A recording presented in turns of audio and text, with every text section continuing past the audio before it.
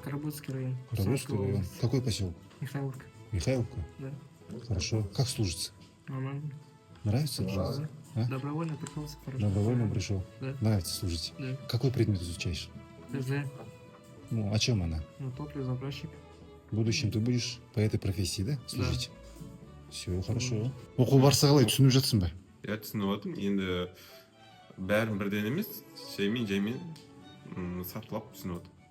Қандай плюстары бар, минустары бар?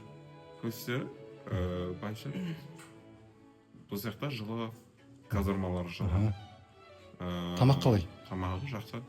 Ага. Обедте второй, первый береді. Ага. Молодец.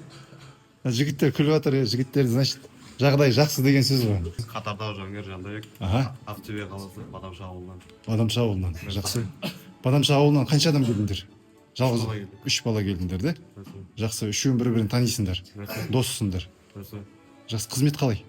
Өте жақсы. Ұнап жатыр ма? Солай. Сабақ барысы. Сабақ. Ал міне мұғалім тұр, мұғалімнің сабақ беру неше бағаға бағалайсың? Бірден 5 бағаға дейін айтшы. 5 баға. 5 баға? Қорқып тұрған жоқсың ғой да? Никак нет. Точно?